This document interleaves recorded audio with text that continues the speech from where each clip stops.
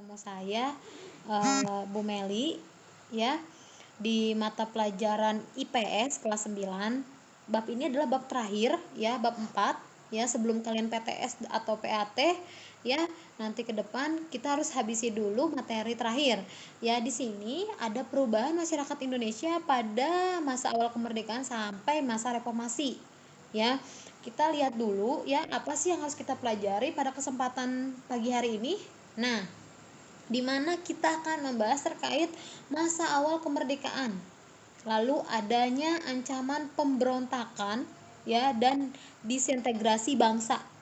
Lanjut lagi masa demokrasi liberal dan terpimpin, lalu ada kerjasama internasional, ada masa Orde Baru, masa reformasi, tokoh pada masa awal kemerdekaan sampai reformasi. Nah, kamu bisa lihat gambar di depan. Menurut kamu apa yang kamu pikirkan ya setelah kamu lihat gambar di depan itu? Ya, cobalah kamu ya cari informasi terkait dua gambar itu. Ya, lalu kamu tuangkan di buku catatan. Baik, kita langsung ke materi saja.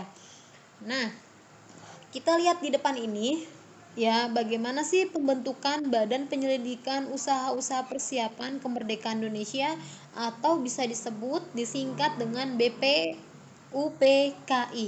Ya, pada masa awal kemerdekaan pada 1 Maret 1945, Panglima Tentara Jepang yaitu Letnan Jenderal Kimaki Haradi yang mengumumkan dibentuknya BPUPKI ya, atau Dokilitus Jumbi Koroskai.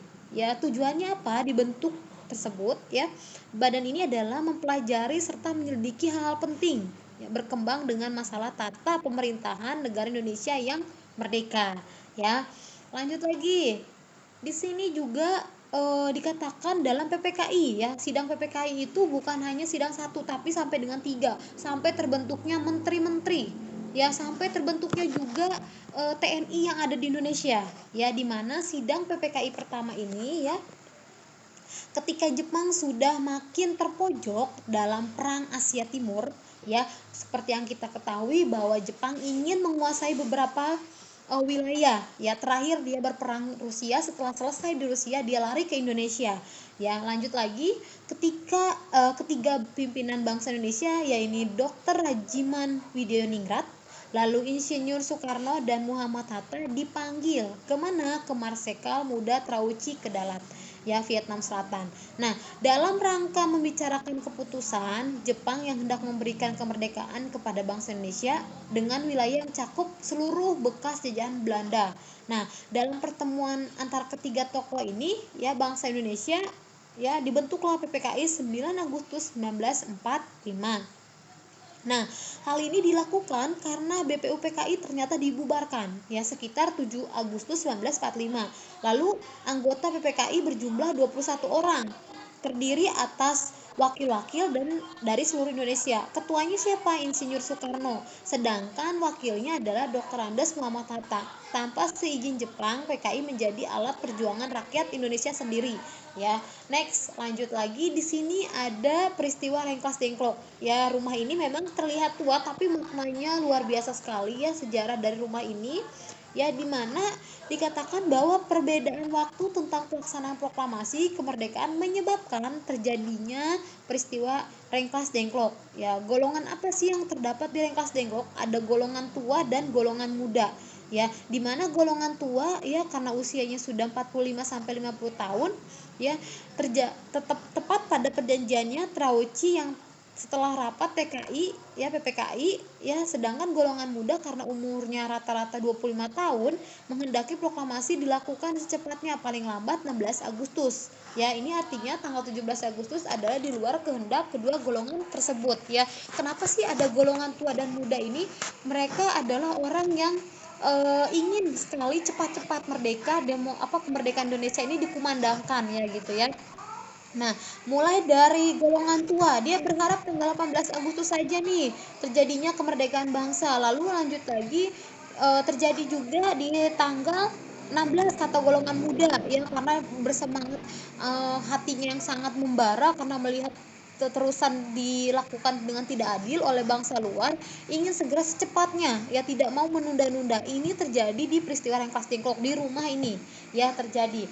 Next, di sini ya peristiwa Rangkas Dengklok sendiri ya, di tempat kediaman Laksmana Muda Tadashi Maeda ya, teks proklamasi disusun ya bersama Ahmad Subarjo, Soekarno dan merumuskan naskah proklamasi. Kalimat pertama berbunyi kami rakyat Indonesia, dengan ini menyatakan kemerdekaan kami, kemudian berubah menjadi kami bangsa Indonesia, dengan ini menyatakan kemerdekaan Indonesia, merupakan saran dari Ahmad Subarjo yang diambil dari rumusan BPUPKI Indonesia. Ya, lanjut kalimat kedua merupakan sumbangan pikiran Harta yang berbunyi hal-hal yang mengenai pemindahan kekuasaan dan lain-lain akan diselenggarakan dengan cara yang seksama dan dalam tempo yang sesingkat-singkatnya. Kedua kalimat ini kemudian digabungkan dan disempurnakan oleh Muhammad Hatta sehingga berbunyi seperti teks proklamasi yang dimiliki sekarang ya.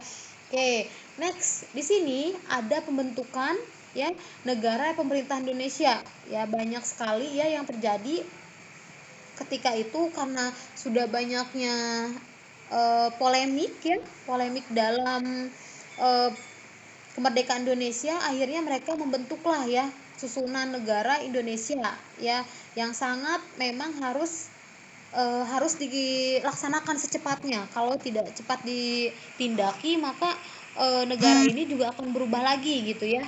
Nah, di sini ada pembentukan alat kelangkaan negara, terus ada pembentukan Komite Nasional Indonesia Pusat, lanjut ada pembentukan Kabinet Republik Indonesia, terus ada pembentukan provinsi, lalu ada pembentukan BKR dan Laskar Perjuangan dari TNI.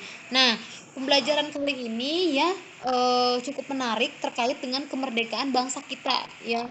Perlu kalian ketahui bangsa kita ini sudah dijajah oleh Belanda 350 tahun dan oleh Jepang 3,5 tahun, tapi karena bangsa Indonesia ini mempunyai pemuda-pemuda yang tidak mau diperlakukan seperti itu, maka dia ingin secepatnya ya proklamasi itu dikumandangkan gitu ya. Nah, penugasan untuk hari ini dan wajib dilakukan, buatlah video ya, kalian membaca teks proklamasi ya, buatlah video kalian membaca teks proklamasi lalu dikirimkan ke Facebook ya, atau Instagram atau YouTube ya, atau lewat WhatsApp grup ya.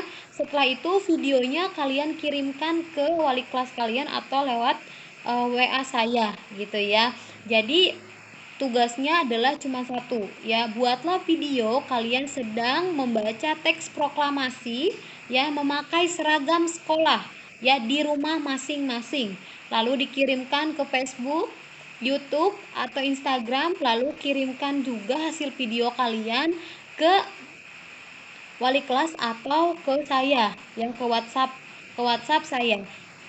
Cukup sekian pembelajaran kali ini ya, semoga bermanfaat. Mohon maaf jika ada kesalahan kata. Jika ada yang kurang paham, kalian boleh WhatsApp saya ya, atau bertanya ke wali kelas kalian masing-masing. Terima kasih. Assalamualaikum warahmatullahi wabarakatuh.